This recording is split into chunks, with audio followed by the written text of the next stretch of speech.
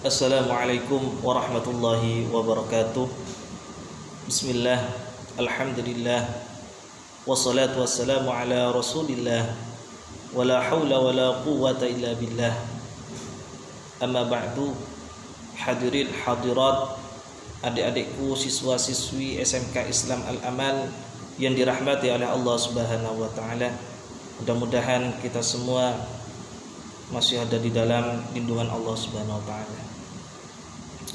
Pada kesempatan kali ini Al-Fakir menjelaskan tentang tema Al-Quran sebagai pedoman hidup. Sebagaimana Allah Subhanahu wa taala berfirman, "Syahrul Ramadan alladzi unzila fihi al-Quran hudal linnas." Bahwasanya Al-Quran itu sebagai hidayah, sebagai petunjuk dari Allah terhadap para manusia. Dalam ayat lain Allah juga berfirman, "Dzalikal kitabul la raiba fi hudal lil muttaqin." Bahwasanya Al-Quran itu sebagai petunjuk terhadap hamba-hamba yang takwa. Dengan artian hamba-hamba yang selalu melakukan perintah-perintah Allah dan menjauhi segala apa yang dilarang oleh Allah Subhanahu wa taala. Adik-adikku siswa-siswi SMK Islam Al-Amal yang dirahmati oleh Allah Subhanahu wa taala, sesungguhnya keutamaan Al-Quran itu sangat banyak sekali. Di antara keutamaan Al-Quran, sebagaimana firman Allah dalam surat Yunus yang berbunyi, Bismillahirrahmanirrahim, "Ya ayyuhan nasu qad ja'atkum mau'izatun mir rabbikum wa shifaa'un lima fis sudur wa hudaw wa rahmatul lil mu'minin." Dalam ayat ini Allah jelaskan bahwasannya di antara keutamaan Al-Quran, yang pertama, Al-Quran itu sebagai pelajaran dari Tuhan. Jadi Al-Quran itu sebagai pelajaran dari Allah Subhanahu wa taala. Kenapa? Karena dalam Al-Quran terdapat cerita-cerita tentang kaum-kaum yang terdahulu. Juga terdapat berita-berita tentang hari kiamat, sehingga kita bisa mempersiapkan diri kita untuk menghadapi akhirat nanti dengan cara memperbanyak amal-amal ibadah kita. Apalagi di bulan Ramadan ini, mari tingkatkan ibadah kita. Yang kedua, Al-Quran itu sebagai syifa. Al-Quran itu sebagai obat dari berbagai macam penyakit. Dalam ayat lain Allah berfirman, "Wa nunazzilu minal Qur'ani ma huwa syifaa'un wa rahmatul lil mu'minin." Bahwasanya Al-Quran itu sebagai obat dan rahmat terhadap orang-orang mukmin, orang-orang yang beriman. Kemudian yang nomor 3, Al-Quran menjadi hidayah, menjadi petunjuk dari Allah terhadap manusia. Yang nomor 4, Al-Quran itu sebagai rahmat. Jadi dalam ayat ini dijelaskan bahwasanya keutamaan Al-Quran diantaranya satu, sebagai pelajaran dari Allah. Yang kedua, Al-Quran itu sebagai obat. Yang nomor 3, Al-Quran itu sebagai hidayah, petunjuk, sebagai pedoman hidup kita. Yang nomor 4, Al-Quran adalah rahmat. adik-adikku siswa-siswi SMK Islam Al-Amal yang dirahmati oleh Allah Subhanahu wa taala. Apabila kita ingin mendapatkan keutamaan Al-Qur'an itu,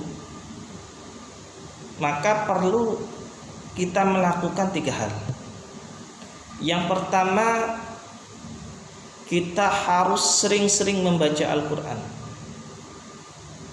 Sebagaimana sabda Rasulullah sallallahu alaihi wasallam, afdhalu ibadati ummati qiraatul Qur'an. Yang artinya paling utama ibadah umatku, kata Rasulullah, adalah membaca Al-Qur'an. Maka yang pertama, kita harus baca Al-Qur'an. Yang nomor 2, at-tadabbur wa tafaqquh. Kita meresapi isi-isi Al-Qur'an. Jadi selain kita membaca Al-Qur'an, kita juga meresapi isi arti dari Al-Qur'an itu. Kita pahami isinya, kita pelajari maknanya, kita pelajari ilmu tafsirnya, sehingga kita bisa mengetahui apa isi kandungan dari ayat ini. Sebab dalam Al-Qur'an itu cuma ada 3 hal. Jadi isi Al-Qur'an itu ada 3 hal. Yang pertama, tentang berita nama-nama Allah, sifat-sifat Allah, tentang keagungan Allah, berita-berita dari kaum-kaum yang terdahulu, berita yang akan datang seperti hari kiamat. Itu yang pertama, tentang berita. Yang nomor 2, isi Al-Qur'an adalah awamir wan nawahi, yaitu perintah-perintah Allah dan larangan-larangan Allah. Dan yang nomor 3, isi Al-Qur'an adalah al-wa'd wal wa'id, yaitu kabar gembira dan ancaman. Jadi isi Al-Qur'an cuma 3 ini. Jadi kalau kita ingin mengetahui isi Al-Qur'an,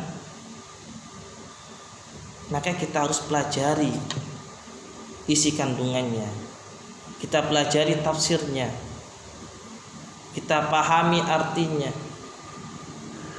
sehingga kita bisa mendapatkan keutamaan-keutamaan Al-Qur'an itu tersendiri. Yang nomor 3, Al-Qur'an itu sebagai ad-dalil,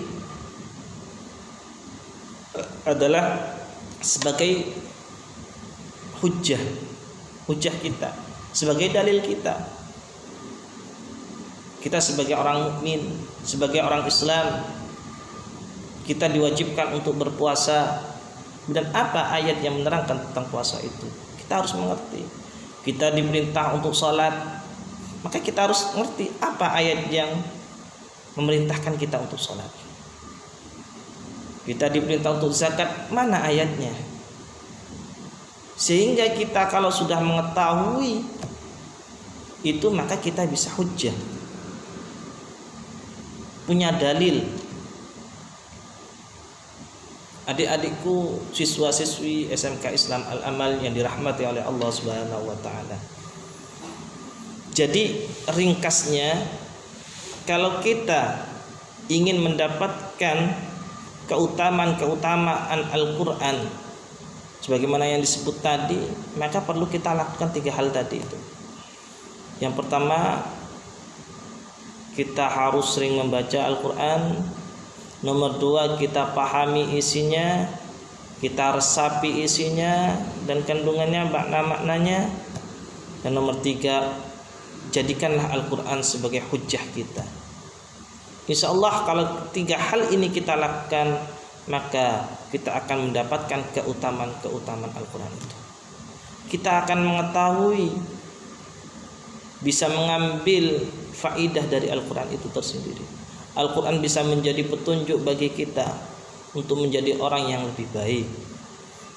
Al-Qur'an bisa menjadi petunjuk bagi kita untuk menuju jalan yang benar, sehingga kita menjadi orang yang selamat di dunia maupun dan akhirat. Adik-adikku, siswa-siswi SMK Islam Al-Amal yang dirahmati oleh Allah Subhanahu wa taala. Mari tingkatkan ibadah kita. Apalagi di bulan Ramadan ini.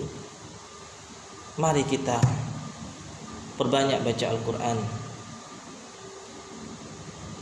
Sebagaimana Allah Subhanahu wa taala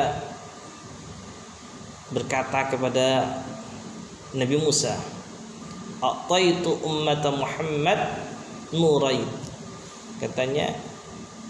Kata Allah, aku berikan 2 cahaya terhadap umat Muhammad. Dan Nabi Musa itu bertanya, apa itu ya Allah? Yang pertama, nur Ramadan, cahaya bulan Ramadan. Sekarang ini mari kita perbanyak baca Al-Quran. Yang kedua adalah nur Quran, cahaya Al-Quran. Maka dari itu mari kita tingkatkan bacaan Al-Quran kita, biar kita menjadi orang yang bermanfaat, menjadi orang yang bertakwa, menjadi orang yang muttaqin, menjadi orang yang ibadillahi shalihin.